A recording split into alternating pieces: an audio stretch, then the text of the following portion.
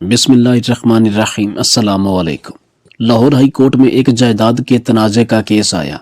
ये अपनी नौयत का अजीबो गरीब केस था, जिसमें एक तरफ एक नौजवान सूटड बूटड अमीर कबीर लड़का एक मशहूर महंगे वकील के साथ आया था, जबकि दूसरी तरफ एक मफलूजुल हाल बूढ़ा जिसकी उम्र लगभग 70 बरस थी, वो अपने एक सस्ते से वकील के साथ खड़ा था। जज साहब ने बूढ़े आदमी से पूछा कि बाबा जी आप क्या करते हैं। इसने बताया कि जज साहब मैं एक रिटायर्ड प्राइमरी स्कूल का टीचर हूँ और ये जो मेरे खिलाफ अपने एक मशहूर वकील के साथ आया है ये मेरा बेटा है। जज साहब ने जब ये सुना तो अपनी कुर्सी से उठे और इस बूढ़े उस्ताद साहब को अपनी निशस्त पर बिठाया, फिर खड़े होकर मुकदमे का आगाज किया। करोड़पति बेटे ने जब अपने बाप की इतनी इज्जत और एहतराम देखा तो इसे अपनी आंखों पर यकीन न आया।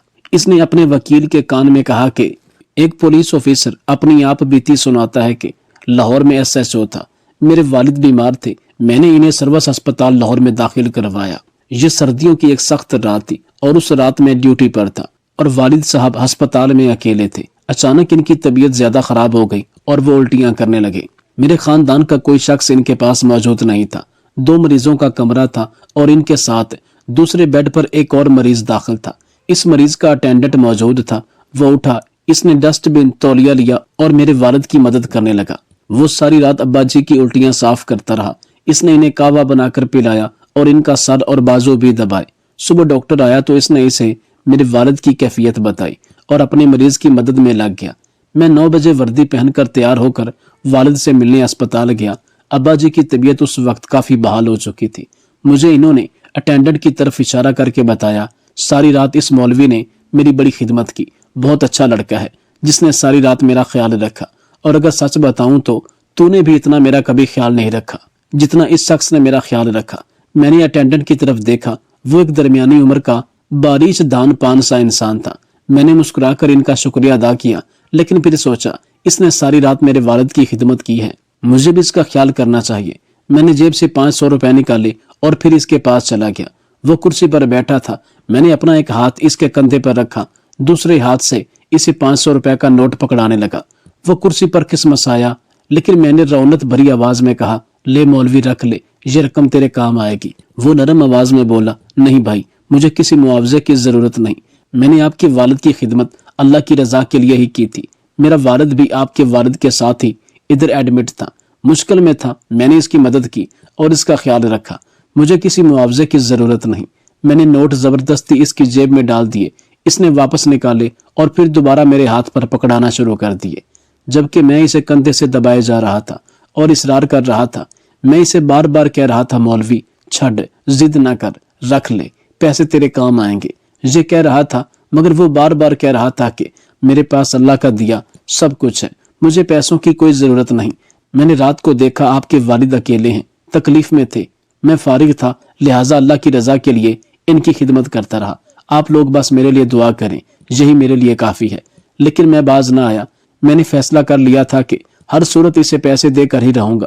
पुलिस ऑफिसर रुके, अपनी गीली आंखें और भारी गला साफ किया, फिर बोले, इंसान जब ताकत में होता है तो ये मामूली बातों पर जिद बांध लेता है। हर सूरत में अपनी बात मनवाने की कोशिश कर रहा था। मैंने भी पैसे देने की जिद कर ली थी, मगर मौलवी मुझसे भी ज्यादा जिद्दी था। वो नहीं मान रहा था और मुआवजा नहीं ले रहा था। मैं इसकी जेब में पैसे डालता था और वो निकाल कर दोबारा मेरे हाथ में पैसे पकड़ा देता था। फिर मैंने इससे पूछा कि मौलवी यार तुम क्या करते हो। इसने जवाब दिया, बस ऐसे ही लोगों की खिदमत करता हूँ। वो मुझे अपना काम नहीं बताना चाहता था। मैंने अब इसका जरिया रोजगार जानने की जिद बना ली। मैं इससे बार बार इसका पेशा पूछने लगा। इसने थोड़ी देर टालने के बाद बताया, मैं कचहरी में काम करता हूँ। मुझे महसूस हुआ कि यह किसी अदालत का अर्दली या किसी वकील का चपड़ासी होगा।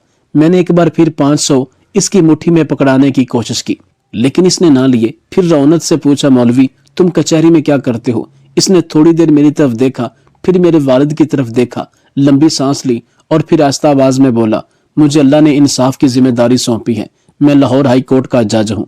मुझे इसकी इस बात का यकीन न आया। मैंने पूछा, क्या कहा, तुम जज हो। इसने आहिस्ता आवाज में कहा, जी हाँ, मेरा नाम जस्टिस सईद अकरम है और मैं लाहौर हाई कोर्ट का जज हूँ। ये सुनकर मेरे हाथ से 500 रुपए गिर गए और मेरा वो हाथ जो इसके कंधे पर था वो वैसे जैसे मुंजमद हो चुका हो। मेरी आंखों के सामने अंधेरा छा गया था और आवाज हलक में फ्रीज हो गई थी। मुझे कुछ समझ नहीं आ रहा था कि अब मैं करूं तो करूं क्या। जस्टिस साहब ने बड़े प्यार से मेरा हाथ अपने कंधे से उतारा, खड़े हुए झुककर फर्श से 500 रुपए का नोट उठाया, मेरी जेब में डाला, फिर बड़े ही प्यार से अपने मरीज की तरफ इशारा करके बताया, ये मेरे वालिद साहब हैं और मैं सारी रात इनकी खिदमत करता रहा, इनका पखाना तक मैंने साफ किया। मेरे वालिद ने बचपन में मुझे बहुत सपोर्ट किया था। आज मैं जो कुछ हूँ अपने वालिद की वजह से ही हूँ।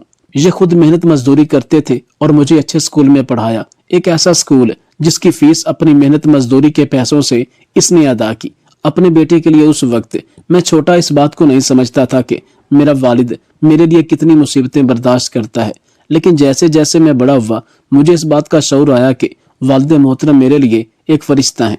मैंने रात देखा आपके वालिद अकेले हैं, इनकी तबीयत ज्यादा खराब है, लिहाजा मैं इन्हें अपना वालिद समझकर इनकी खिदमत करता रहा। इसमें शुक्रिया की कोई जरूरत नहीं। ये सुनकर मैं शर्म से जमीन में गड़ गया, क्योंकि मैं SHO था और मेरे पास वालिद के लिए वक्त नहीं था। मैंने इन्हें अकेला अस्पताल में छोड़ दिया था, जबकि हाई कोर्ट का जज पूरी रात अपने वालिद के साथ रहा और मेरे वालिद की भी इसने खिदमत की और इनकी उल्टियां भी साफ की। मेरे लिए डूब मरने का मकाम था। मैं इनके कदमों में झुक गया, मगर इस अजीम शख्स ने मुझे अपने कदमों से उठाया और सीने से लगाया। वो पुलिस ऑफिसर इसके बाद रोने लगा। मैंने इनसे पूछा, क्या आप इसके बाद जस्टिस साहब से दोबारा भी कभी मिले थे? वो रोती हुई आवाज में बोले, बेशुमार मर्तबा। मैं उसका मुरीद बन चुका था। मैंने जिंदगी में इनसे अच्छा दीनदार, ईमानदार, न डर शख्स नहीं देखा था। इसका पूरा नाम जस्टिस डॉक्टर सईद अकरम था। इन्होंने 2 PhD कर रखी थी, एक पाकिस्तान से और दूसरी जामिअतुल ज़हरा मिस्र से। दूसरी PhD के लिए इन्होंने बाकायदा अरबी जुबान सीखी थी। इसके अलावा मुल्की और बैनुल अक़वामी कवानीन पर 24 किताबें लिखी थी। वो इन तमाम कामों के साथ साथ तेजी के साथ मुकदमात निपटाने में काफी मशहूर थे। चीफ जस्टिस जिस मुकदमे का फौरी फैसला चाहते थे, वो मुकदमा जस्टिस सईद अकरम की अदालत में लग जाता। मैं खामोशी से सुनता रहा। पुलिस अफसर का कहना था कि जस्टिस साहब गरीब खानदान से ताल्लुक रखते थे।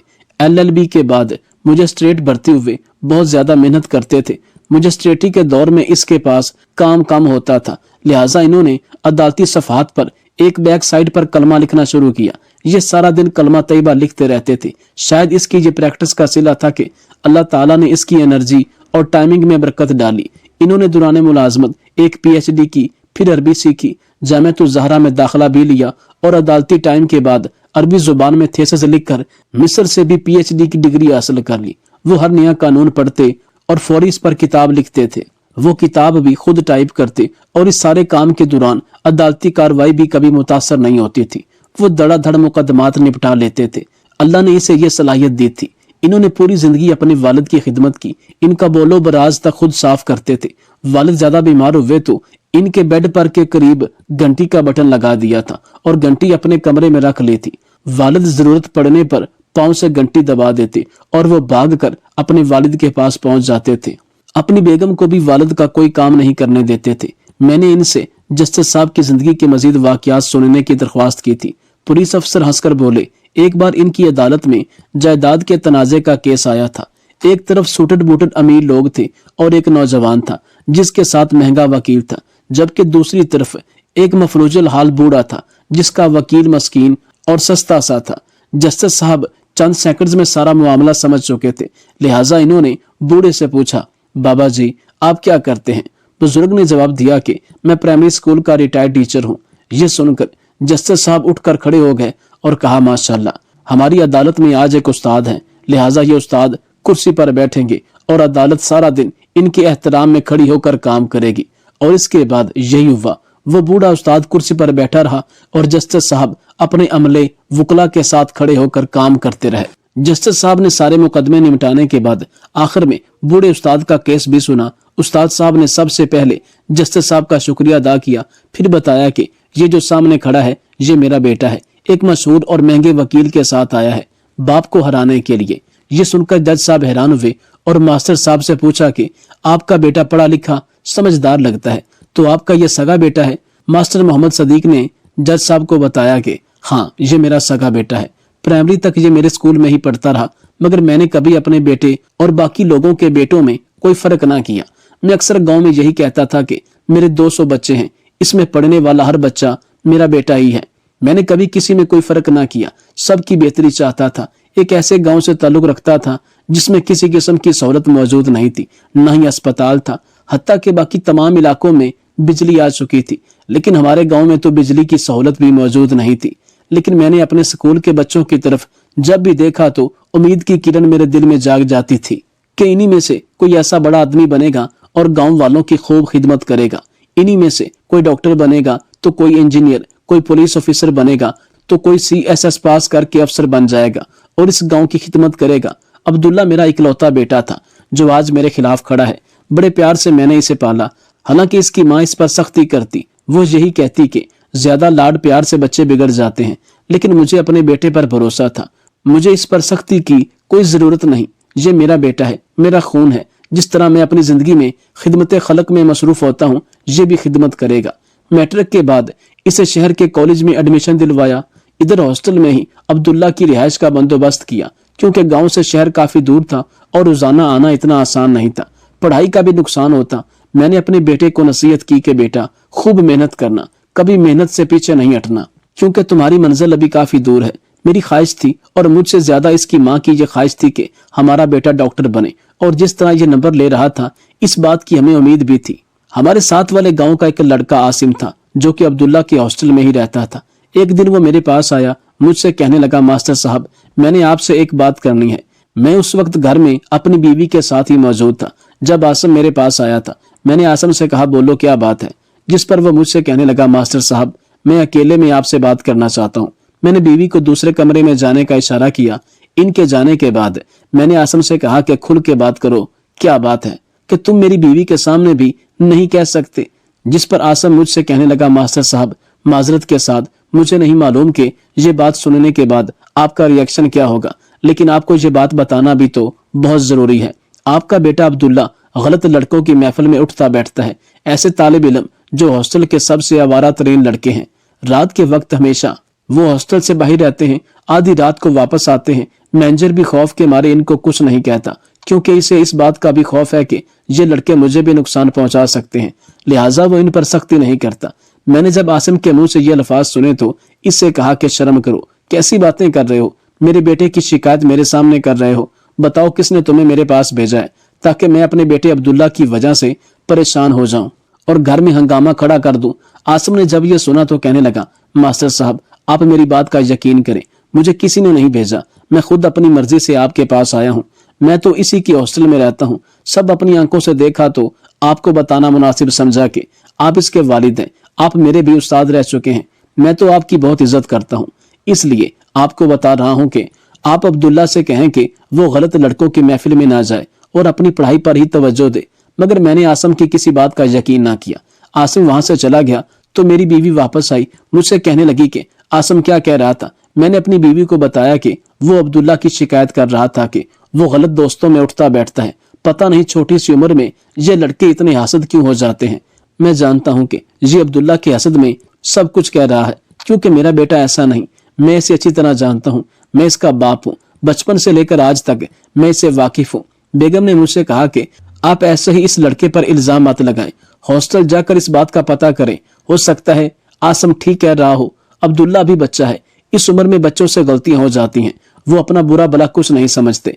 बीवी के कहने पर मैं हॉस्टल गया, अब्दुल्ला के बारे में वहां के तालिब इल्मों और मैनेजर साहब से राय ली। इन्होंने इस बात की तरदीद की और कहा कि अब्दुल्ला के बारे में आपको जो भी बताया गया है बिल्कुल गलत है। अब्दुल्ला ऐसा बिल्कुल नहीं है, वो अपनी तालीम पर पूरी तवज्जो दे रहा है, किसी किस्म के बुरे लड़कों की सोबत में वो नहीं जाता। मैं वहां से वापस आया, आसिम के घर गया। आसिम उस वक्त अपने घर में ही मौजूद था।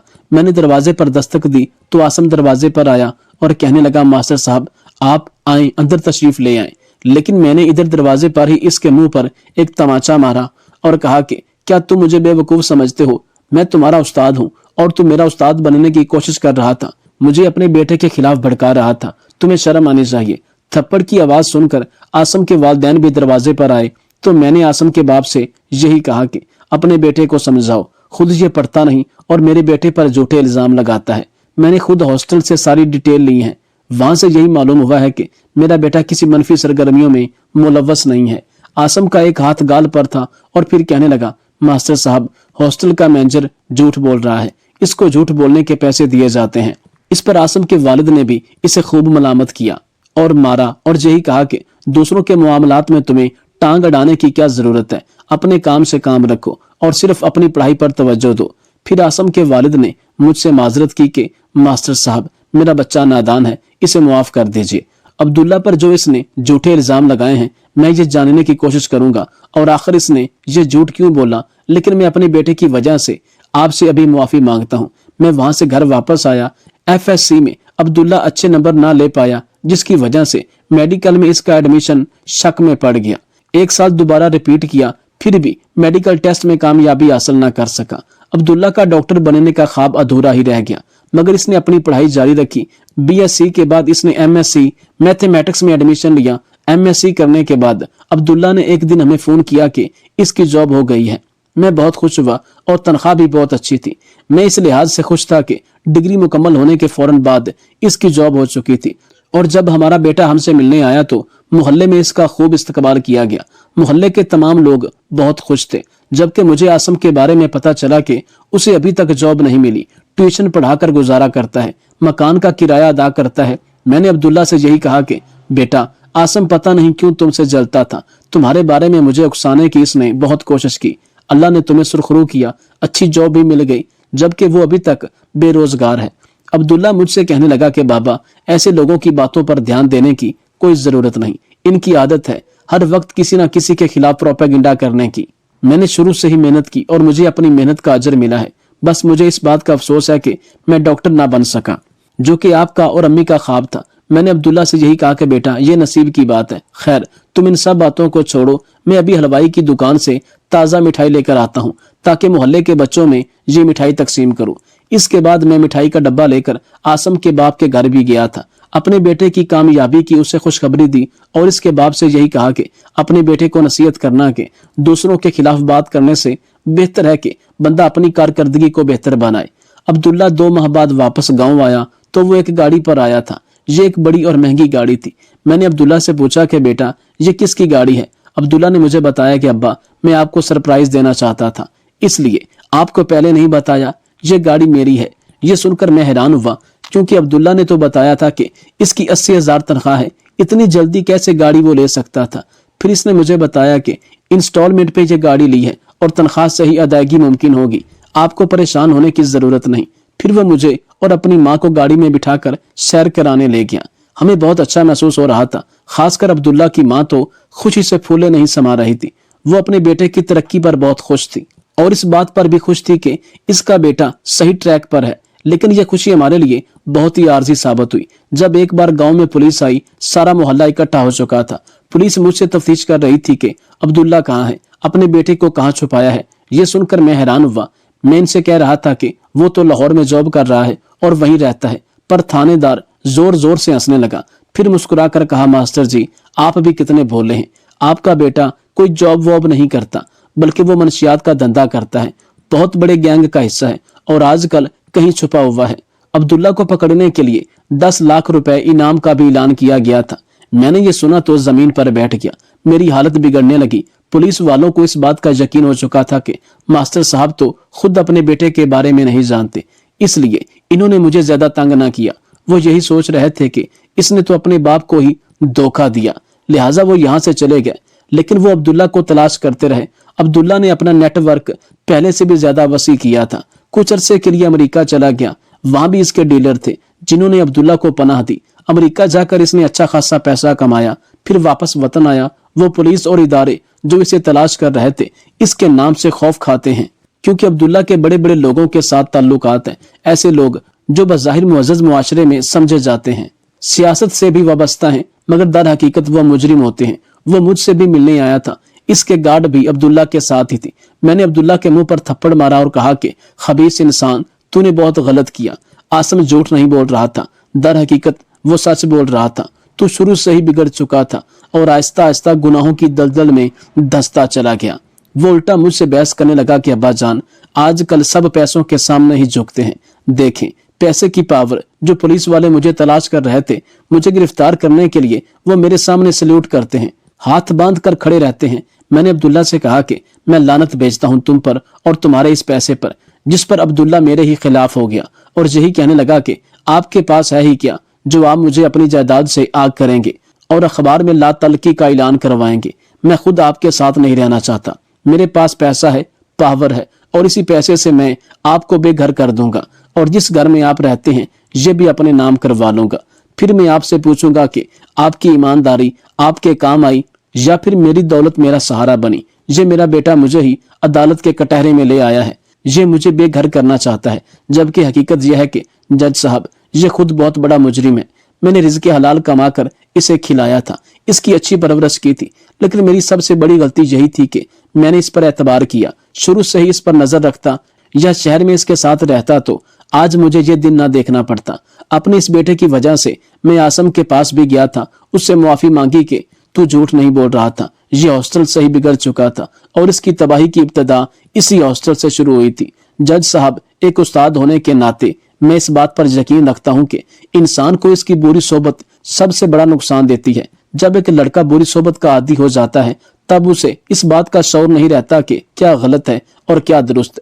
जज साहब ने अब्दुल्ला की तरफ देखा और इसने कहा, तुम्हारे नजदीक दौलत आपकी इज्जत और वकार में इजाफा कर सकती है क्या? जिस पर अब्दुल्ला ने कहा, जी जज साहब, मेरा इस बात पर यकीन है कि इंसान दौलत के आगे झुक जाता है। मेरी बड़ी गाड़ी, मेरे कारोबार और मेरे बंगले की वजह लोग मेरी बहुत इज्जत करते हैं। जज साहब ने अब्दुल्ला से कहा, तुम गलत हो, तेरी सोच ही गलत है, तेरी कोई इज्जत नहीं करता। जो लोग तुम्हारी इज्जत करते हैं वो सिर्फ दिखावा है, वो अपने मुफादात की खातिर तुम्हारे सामने झुकते हैं, जबकि हकीकी इज्जत तो यही है जो तेरे बाप ने कमाई है। देखो, आज हाई कोर्ट के जज ने अपनी नशिस्त खाली की, खुद खड़ा हो गया और तुम्हारे बाप को अपनी कुर्सी पर बिठाया।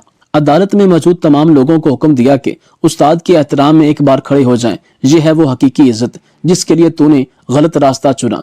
मास्टर साहब कोई दौलतमंद शख्सियत नहीं थे, ये इनका किरदार ही था जिसने इसे बुलंद किया। लेकिन कहते हैं ना कि चिराग तले हमेशा अंधेरा ही रहता है, वही हाल तुम्हारा है। ये तो मेरे भी उस्ताद हैं। मास्टर साहब के तालिब इल्म मुख्तलिफ शोबों में कामयाबी हासिल कर चुके हैं, मगर अफसोस के उसका सगा बेटा अपने बाप से मुस्तफीद ना हो सका और मुजरिम बन गया। अदालती हुक्म से अब्दुल्ला को गिरफ्तार किया गया और अदालत की तरफ से इस पर 50 लाख का जुर्माना और 10 साल की कैद का हुक्म सुनाया गया और सारी जिंदगी की जो जलालत और बदनामी थी वो अलग थी।